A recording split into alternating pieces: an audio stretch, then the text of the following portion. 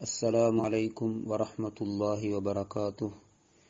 بسم الله الرحمن الرحيم. الحمد لله رب العالمين، والصلاة والسلام على رسول الله صلى الله عليه وسلم.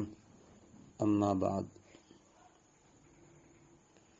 ரசூலுல்லாஹி ஸல்லல்லாஹு அலைஹி வஸல்லம் அவர்களை பற்றிய தொடர் உரையின் 5வது பதிவு. ரசூலுல்லாஹி ஸல்லல்லாஹு அலைஹி வஸல்லம் அவர்களுடைய தந்தை அப்துல்லா,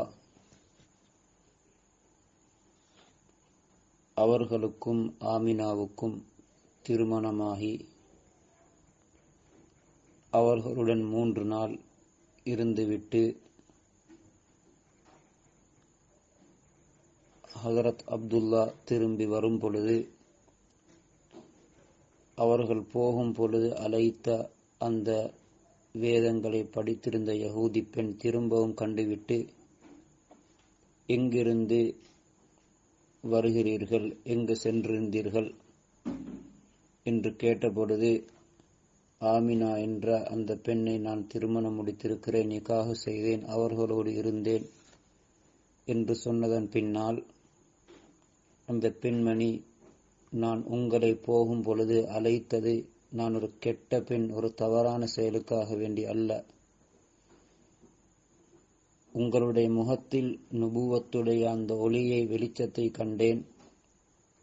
அந்த பிரகாசம் எனக்கு வர வேண்டும் என்று ஆசைப்பட்டேன். என்றாலும் அல்லாஹு தஆலா அதனை எங்கு வைக்க நாடினானோ அங்கு வைத்து விட்டான் என்று பதில் சொன்ன செய்தியை நாம் முன்னால் பார்த்தோம். ரசூலுல்லாஹி ஸல்லல்லாஹு அலைஹி வஸல்லம் அவர்களுடைய தந்தை அப்துல்லா தொடர்ந்து ஷாம் தேசத்தை நோக்கி செல்லக்கூடிய அந்த வியாபார கூட்டத்துடன் வியாபார நோக்கத்துடன் பிரயாணம் செய்கிறார்கள் நிக்காஹுக்கு பின்னால்.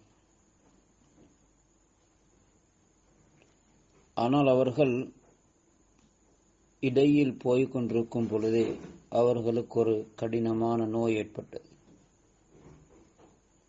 எனவே அந்த பிரயாண கூட்டத்துடன் அவர்களுக்கு பிரயாணத்தை தொடர முடியவில்லை. அவர்கள் மதீனாவிலே தங்கிவிட்டார்கள். மக்காவிலிருந்து ஷாமுக்கு போகக்கூடிய அந்த பிரயாண கூட்டத்துடன் போய் இடையில் மதீனாவிலே தங்கினார்கள்.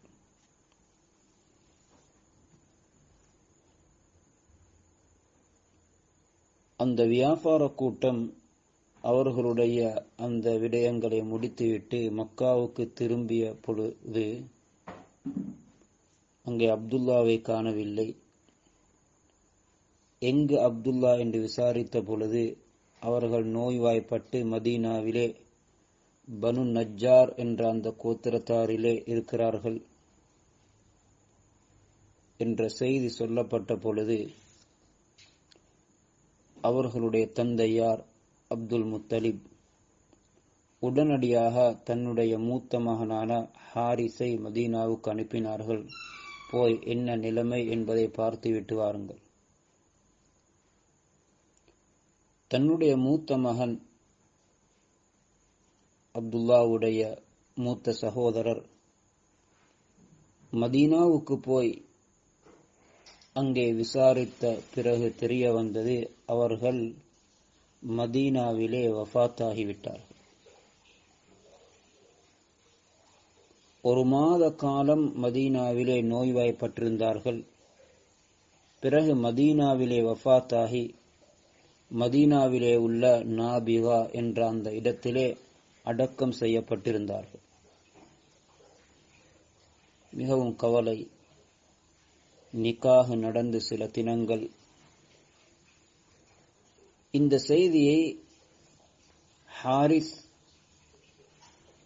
மக்காவுக்கு திரும்பி வந்து குடும்பத்தாரிடம் அப்துல் முத்தலிபிடமும் சொன்ன பொழுது அவர்களுக்கு தாங்க முடியாத கவலை.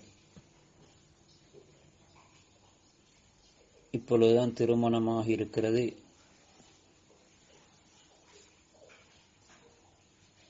கைஸ் இப்னு மஹ்ரமா உடைய ஒரு அறிவிப்பு ஹாக்கிமிலே பதிவாக இருக்கிறது.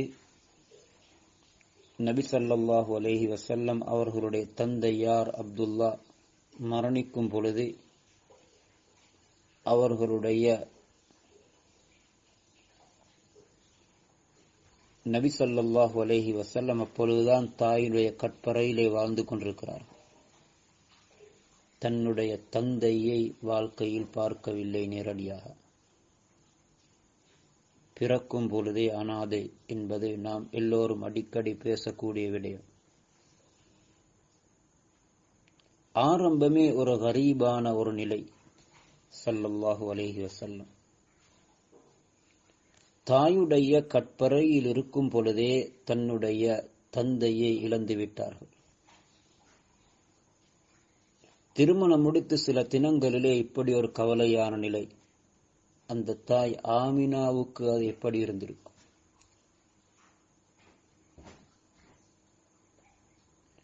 வஃபாத்தாகும் பொழுது அப்துல்லாஹுடைய வயது ஹாஃபில் அலாயி, ஹாஃபில் இப்னு ஹஜர் அஸ்கலானி, இமாம் சுயூதி போன்ற பெரும் பெரும் இமாம்களுடைய கருத்தின்படி 18 வயது. 25, 30, 28 என்ற கருத்துகளும் சொல்லப்பட்டிருக்கிறது. ஆனால் சஹீஹான கருத்தாக இந்த உலமாக்கள் 18 வயது அவர்கள் வஃபாத்தாகும் பொழுது. சிறிய வயது வாலிபர் அப்துல்லா வஃபாத்தாகிவிட்டார். அவர்கள் வஃபாத்தாகும் பொழுது அவர்களிடத்தில் இருந்த சொத்துகள் 5 ஒட்டகம், சில ஆடுகள், ஒரு அடிமை. அந்த அடிமையினுடைய புனை பெயர் உம்மு ஐமன், அவர்களுடைய பெயர் பரக்கா. இவைகளைத்தான் அனந்தர சொத்தாக விட்டுவிட்டு மரணித்தார்கள். பெரிய சொத்துகளும் இருக்கவில்லை. எனவே ரசூலுல்லாஹி ஸல்லல்லாஹு அலைஹி வஸல்லம் அவர்கள் தன்னுடைய தந்தையை தான் தாயுடைய கற்பறையில் இருக்கும் பொழுதே இழந்து விட்டார்கள்.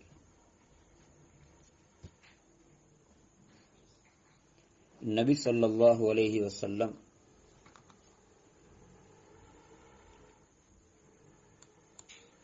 இந்த உலகத்திற்கு உதயமாகுவதற்கு,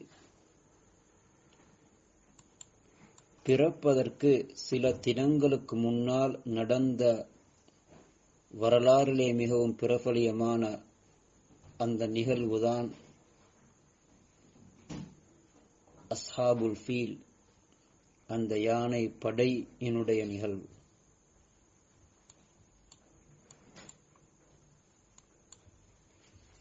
ரசூலுல்லாஹி ஸல்லல்லாஹு அலைஹி வஸல்லம் பிறப்பதற்கு 50 அல்லது 55 நாட்களுக்கு முன்னால் தான் இந்த யானை படை, அந்த வரலாறு, அந்த நிகழ்வு நடந்தது.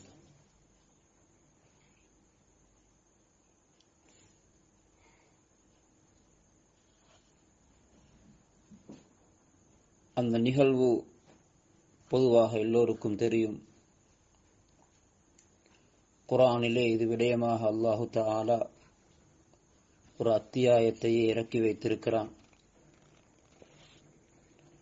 அந்த நிகழ்வையும் இந்த இடத்தில் மிகவும் சுருக்கமாக ஞாபகப்படுத்திக் கொண்டு, இந்த நிகழ்வுக்கும் ரசூலுடைய அந்த பிறப்புக்கும் ஒரு தொடர்பு இருக்கிறது, சம்பந்தம் இருக்கிறது.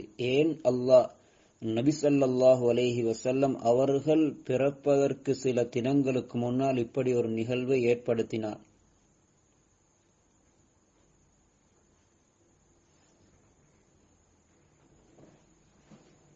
அந்த யானைப்படை வரலாறு இது சிறியவர்களிலிருந்து பெரியவர்கள் வரையில் எல்லோருக்கும் தெரியும்.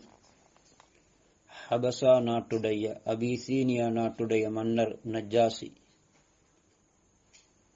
இவருடைய புறத்தினால், இவர்களின் மூலம் யமனுக்கு கவர்னராக அப்ரஹா என்ற பெயரிலே உள்ள அந்த மனிதன் நியமிக்கப்பட்டிருந்தான்.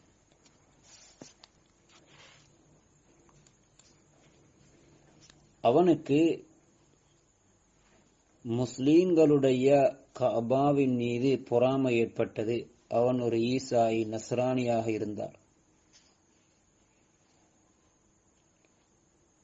முழு அரபிகளும்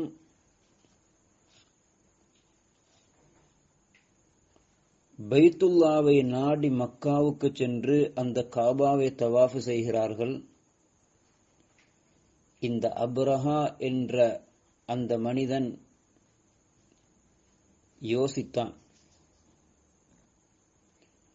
நஸ்ரானி மார்க்கத்தின் பேரில், ஈசாயி மார்க்கத்தின் பேரில் ஒரு உயர்ந்த அழகான கட்டிடத்தை கட்டி அதனை மிகவும் சிறப்பாக அலங்கரித்து இந்த அரபிகள் சாதாரண இந்த கட்டிடமான கஅபாவை நாடி சென்று அதனை தவாஃப் செய்வதை விட்டுவிட்டு மிகவும் அலங்காரமாக அழகாக கட்டப்பட்ட இந்த காபாவை தவாஃப் செய்ய வேண்டும் என்ற ஒரு நோக்கத்தில் யமனிலே அதனுடைய தலைநகரத்திலே சன்ஆ என்ற இடத்திலே மிகவும் அழகான உயர்ந்த பெரும் பணங்களை செலவழித்து ஒரு காபா என்ற பெயரிலே ஒரு கட்டிடத்தை கட்டினார். இந்த செய்தி பிரபலமாகிய பொழுது கினானா கோத்திரத்தாரிலே உள்ள சில மனிதர்கள் அந்த இடத்திற்கு வந்து அந்த இடத்தை நஜீஸாக்கி விட்டு சென்றார். இப்னு அப்பாஸ் ரலியல்லாஹு அன்ஹு இந்த கருத்தை சொல்லுகிறார். இன்னும் சிலர் அவர்கள் அவன் கட்டிய அந்த கஅபா என்ற பெயரில் கட்டிய கட்டிடத்துக்கு அருகாமையிலே நெருப்பு வைத்துவிட்டு சென்றார்கள். அதன் மூலம் அந்த முழு கட்டிடங்களும் தரமட்டமாகியது, அடியோடு எரிந்து சாம்பலாகியது. அப்பொழுதுதான் அவனுக்கு வந்த ஆத்திரத்தில் அவன் முடிவெடுத்தான், சத்தியம் செய்தான், நான் மக்காவிலே உள்ள கஅபாவை தரமட்டமாக்காமல் மூச்செடுக்க மாட்டேன், அதனை முழுமையாக தரமட்டமாக்கிவிட்டுத்தான் மூச்செடுப்பேன். அந்த நோக்கத்தில் தான் பெரும் படையுடன் யானைகளையும் எடுத்துக்கொண்டு பெரும் யானை படையுடன் அவன் மக்காவை நோக்கி புறப்பட்டான். வரும் பொழுது அக்கம் பக்கங்களிலே உள்ள மக்காவாசிகளுடைய கால்நடைகளையும் அபகரித்தான். அதில் அப்துல் முத்தலிபுடைய 200 ஒட்டகங்களும் அபகரிக்கப்பட்டது. அந்த நேரத்திலே குறைஷிகளுடைய தலைவராக கஅபாவுக்கு பொறுப்பாக இருந்தவர்கள் அப்துல் முத்தலிப். அப்ரஹா என்ற அந்த மனிதனுடைய அந்த கெட்டவனுடைய வருகையின் செய்தி கேள்விப்பட்ட பொழுது அப்துல் முத்தலிப் குறைஷிகளை அழைத்து சொன்னார், யாரும் பயப்பட வேண்டாம், மக்காவிலிருந்து நீங்கள் ஒதுங்கிவிடுங்கள், அல்லாஹ்வினுடைய வீடாகிய காபா அது ஒரு நாளும் தரமட்டமாக்க முடியாது, அது நடக்க மாட்டாது, அது அல்லாஹுடைய வீடு, அவன் அதனை பாதுகாப்பான்.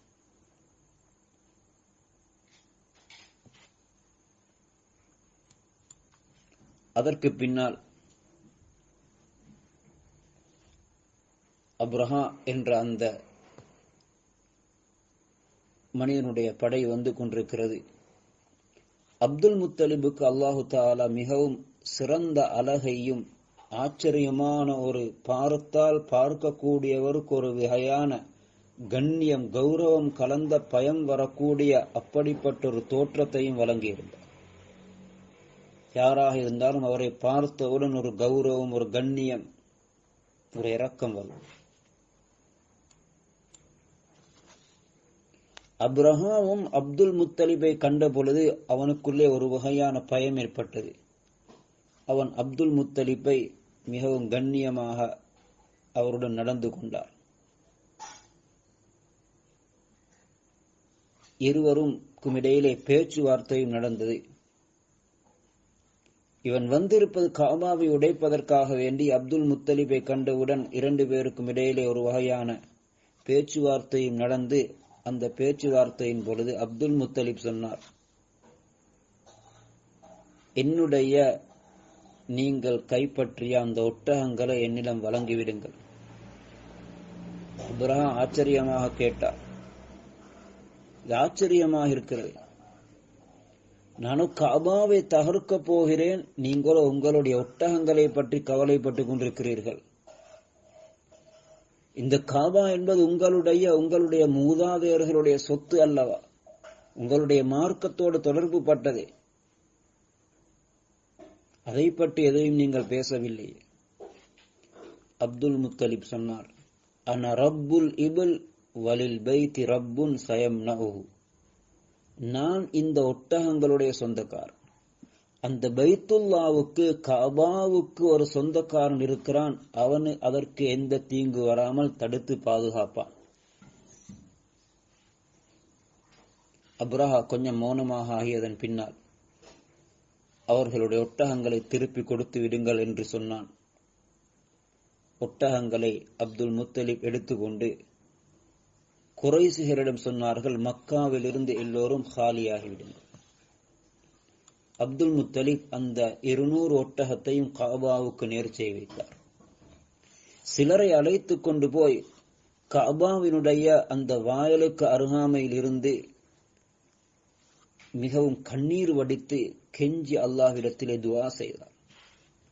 அந்த நேரத்தில் அப்துல் முத்தலிப் செய்த துஆவில் ஒன்றுதான் கவிதை வடிவத்தில், லா ஹும்ம இன்னல் மர்அ யம்னஉ ரஹ்லஹு ஃபம்ன ரிஹாலக்.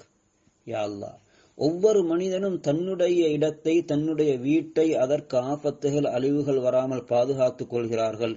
உன்னுடைய வீட்டை நீயே அதற்கு எந்த தீங்கும் வராமல் பாதுகாத்து அந்த ஆபத்துகளில் இருந்து தடுத்துவிடு. வன்சுர் அலா ஆலி சலீபி வ ஆபிதீஹில் யௌம் ஆலக். உன்னல்லாதவர்களை வணங்கக்கூடிய, அப்படிப்பட்டவர்களுக்கு எதிராக உன்னை வணங்கக்கூடிய உன்னுடைய அடியார்களுக்கு நீ உதவி செய். லா யக்லிபன்ன சலீபுஹும் வ மிஹாலுஹும் அபதன் மிஹாலக். அவர்களுடைய மார்க்கம், அவர்களுடைய திட்டங்கள் எப்பொழுதும் உன்னுடைய திட்டங்களை மிகைத்துவிடக் கூடாது. ஜர்ரு ஜமீஅ பிலாதிஹிம் வல் ஃபீல் கை யஸ்பு இயாலக். அவர்களுடைய முழு படையையும் யானைகளையும் அழைத்துக் கொண்டு வந்திருக்கிறார்கள், உன்னுடைய அடியார்களை, உன்னுடைய காபாவை பாதுகாக்க வேண்டும் என்ற உணர்வோடுள்ள உனக்குரியவர்களை கைது செய்வதற்காகவே. அமது ஹிமா கபி கைதீம் ஜஹ்லன் வமா ரகபு ஜலாலக். உன்னால் பாதுகாக்கப்பட்ட இந்த புனிதமான இடத்தை அவர்கள் மடத்தனத்தினால் சூழ்ச்சி செய்வதற்கு நாடுகிறார்கள். உன்னுடைய அந்தஸ்தையும் மரியாதையும் அவர்கள் விளங்கிக் கொள்ளவில்லை, கவனிக்கவில்லை என்று கவிதை வடிவத்தில் ஒரு ஆச்சரியமான துஆவை ஓதினார்கள். அதற்கு பின்னால் அவர்கள் தன்னுடன் இருந்தவர்களை அழைத்துக் கொண்டு அந்த ஒரு பக்கத்திலே இருந்த மலையிலே ஏறிக்கொண்டார்கள். அப்ரஹா தன்னுடைய யானை படையுடன் காபாவை நோக்கி வருகிறார். அந்த நேரத்தில் தான் அல்லாஹுடைய ஓர்டர், கட்டளை, எப்படி அல்லாஹுடைய உதவி வருகிறது, தன்னுடைய வீட்டை பாதுகாக்கிறான் எங்கள் எல்லோருக்கும் தெரியும். சிறிய சிறிய பறவைகள் கூட்டம் கூட்டமாக வருகிறது. அவைகள் ஒவ்வொன்றுடைய சொண்டிலும் சிறிய கால்களிலும் சின்ன கற்கள், பொடி கற்கள் இருக்கிறது.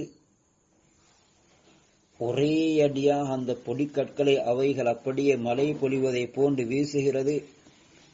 அல்லாஹ்வினுடைய குதரத், அந்த பொடிக்கற்கள்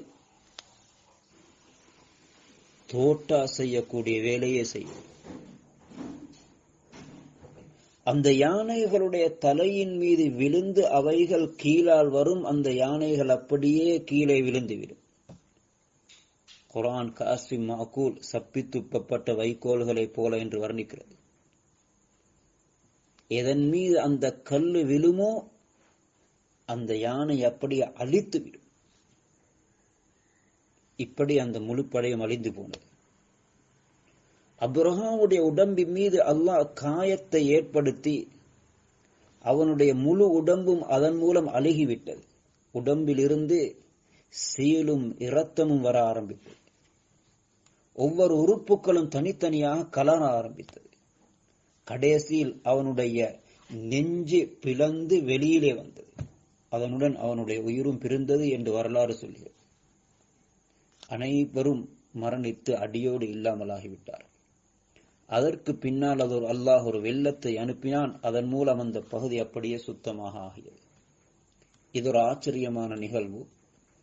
இந்த நிகழ்வு எப்பொழுது நடைபெறுகிறது என்றால், ரசூலுல்லாஹி ஸல்லல்லாஹு அலைஹி வஸல்லம் அவர்கள் பிறப்பதற்கு 50 அல்லது 55 நாட்களுக்கு முன்னால். இந்த ஆச்சரியமான நிகழ்வை ஏன் அல்லாஹ் ஏற்படுத்தினான்? உலமாக்கள் குறிப்பிடுகிறார். இது அல்லாஹினுடைய ஒரு வளமை. நுபுவத்து வழங்கப்பட்டதன் பின்னால் அந்த நபியின் மூலம் சில அதிசயங்களை, அற்புதங்களை வெளிப்படுத்துவார். அதற்கு முஜிஸா என்று சொல்லப்படும். ஒரு நபி வருவதற்கு முன்னால் ஒரு நபி வரப்போகிறார் என்பதற்கு அடையாளமாகவும் அல்லாஹ் சில நிகழ்வுகளை ஏற்படுத்துவார். ஆச்சரியமான அற்புதமான நிகழ்வுகள். இந்த 55 அல்லது 50 நாட்களுக்கு முன்னால் ரசூல் பிறப்பதற்கு தாயினுடைய கற்பறையிலே வாழ்ந்து கொண்டிருக்கிறார்கள். பிறப்பதற்கு 50 அல்லது 55 நாட்களுக்கு முன்னால் இப்படி ஒரு நிகழ்வை ஏற்படுத்தியதும் இது வானலோகத்தினுடைய ஒரு அற்புதம். கடைசி காலத்தினுடைய இறுதி நபி வரப்போகிறார் என்பதற்குரிய மறைமுகமான ஒரு சைக்கிள், மறைமுகமான ஒரு அறிவிப்பு. அப்படிப்பட்ட ஒரு ஆச்சரியமான ரசூல் அவர்கள் வந்ததன் பின்னாலும் இதைவிட அற்புதங்கள் எல்லாம் இந்த பூமியிலே உருவாகும் என்பது போன்ற பல விடயங்களுக்கு அலாமத்தாகத்தான் இப்படிப்பட்ட ஒரு நிகழ்வை அல்லாஹ் ஏற்படுத்தினான். ரசூலுல்லாஹி ஸல்லல்லாஹு அலைஹி வஸல்லம் அவர்கள் பிறப்பதற்கு சில தினங்களுக்கு முன்னால். இந்த நிகழ்வு நடைபெறுகிறது முஹர்ரம் மாதத்தில். நபி ஸல்லல்லாஹு அலைஹி வஸல்லம் அவர்களுடைய அந்த பரிசுத்தமான பிறப்பு ரபியுல் அவ்வல் மாதத்திலே ஏற்படுகிறது. அதனைத் தொடர்ந்து நபி ஸல்லல்லாஹு அலைஹி வஸல்லம் அவர்கள் பிறக்கிறார்கள். அவர்கள் எப்பொழுது பிறந்தார்கள், பிறக்கும் பொழுது எப்படிப்பட்ட நிகழ்வுகள் எல்லாம் ஏற்பட்டது என்பது போன்ற விடயங்களை இன்ஷா அல்லாஹ் அடுத்த பதிவிலே பார்ப்போம். அல்லாஹ் ஜல்ல சுப்ஹானஹு வ தஆலா அந்த ரசூலுடைய ஆரம்பத்தில் இருந்து கடைசி வரையிலே அவர்களுடைய வாழ்க்கை வரலாறுகளை படித்து விளங்கி அன்னாரி மீது உண்மையான அன்பும் முஹப்பத்தும் வைத்த நல்லோர்களின் கூட்டத்திலே எங்களை சேர்த்து வைப்பானாக.